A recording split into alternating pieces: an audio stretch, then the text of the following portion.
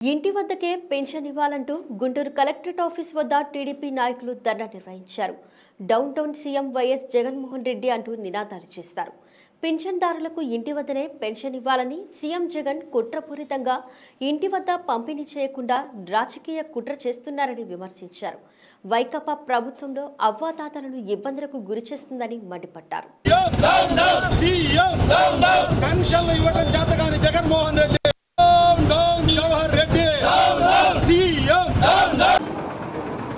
వితంతుల్ని వికలాంగుల్ని pension ఇవ్వకుండా అతని యొక్క సైకోయిజాన్ని మళ్ళీ మరోసారి నిరూపించుకున్నాడు. నిజంగా పెన్షన్లు ఇచ్చేవాళ్ళు వితంతువులు వికలాంగుల మీద నిజంగా ప్రేమ ఉంటే, వాళ్ళ మీద నిజమైన అభిమానం ఉంటే సచివాలయ సిబ్బంది సుమారు 1,50,000 ఉన్నారు. అంగన్వాడీ 1,00,000 మంది ఉన్నారు. వాళ్ళందరినీ ఉపయోగించి రోజుకి 50 పెన్షన్లు ఇప్పించినా కూడా 2 రోజుల్లో మొత్తం పెన్షన్లు ఇవ్వగలం.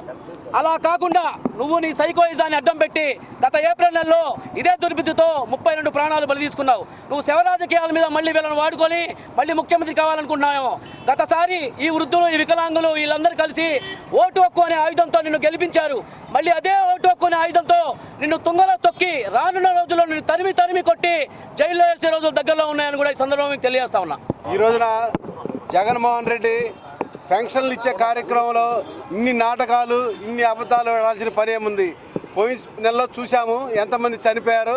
మరలా వాళ్ళు కాకుండా ఇంకా ఎంతోమందిని పట్టుకుని పెట్టుకోవడానికి బ్యాంకులు అంటాడు. అసలు బ్యాంకుల్లో ఎవరికి అకౌంట్ ఉందో లేదో తెలియదు. వాళ్ళు బ్యాంకులకు వెళ్ళి ఏం చేయాలా? వాళ్ళు బ్యాంకులకు వెళ్ళి ఎన్నిసార్లు తిరగాల, బ్యాంకుల్లో ఎన్ని చుట్లు తిరగాల? ఇది అందరూ కూడా మరలా ఈ వచ్చే నెలలో ఎంతమంది చావడానికి నువ్వు సిద్ధం చేసి ఉన్నావో నీకు తెలియదు.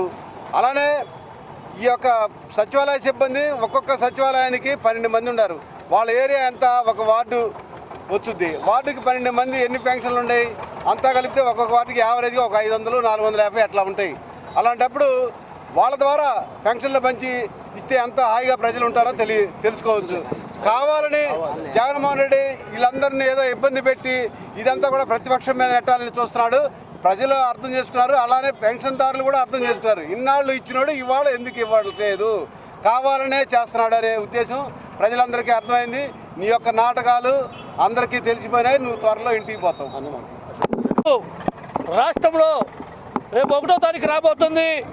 ఈరోజు అవ్వతాతలు కానీ వికలాంగులు కానీ పెన్షన్ వస్తే ముందు తెచ్చుకునే పరిస్థితిలో కొంతమంది ఉన్నారు. రేపు వాళ్ళని చంపి వాళ్ళ శవాల మీద రాజకీయం చేద్దామని చూస్తున్న ఈ జగన్మోహన్ రెడ్డి అతి తొందరలోనే బుద్ధి చెప్పే రోజులు ఈ ఆంధ్ర ప్రజలు రెడీగా ఉన్నారు. దయచేసి నువ్వు శవాల మీద చిల్లరేరుకునేలాగా ఈ శవాల మీద రాజకీయం చేయగా నువ్వు ఆ రోజు కరోనా వచ్చినప్పుడు టీచర్లతో సహా వాళ్ళ టీచర్లకి సెలవులు ఉన్నాయి. వాళ్ళ ద్వారా పెన్షన్ బార్ షాపులు మద్యం షాపుల ముందు కాపలా కాసిన టీచర్లు రేపొద్దున అవ్వతాతలకు వికలాంగులు వృద్ధా పెన్షన్ ఇప్పించే ఇది లేదా ఆ తెలియదట్లేదా? నువ్వు కేవలం రాజకీయమే చేస్తున్నావు. ఏదో నీ సొంత డబ్బులు నీ పేరెంట్స్ నమ్మి ఏదో ఇస్తున్నట్టుగా పేద ప్రజలకు నువ్వు ఫీల్ అవుతున్నావు. అవి ప్రజల డబ్బులే. నువ్వు దయచేసి టీచర్లు చాలామంది సెలవుల్లో ఉన్నారు. వాళ్ళ చేత 1-2 రోజుల్లో పెన్షన్లు ఇప్పాల్సిందే కోరుతున్నావు. లేకపోతే నిన్ను తొంగలతో రోజులు చాలా దగ్గరలో ఉన్నాయని చెప్పి జగన్మోహన్ రెడ్డి తెలుస్తున్నావు.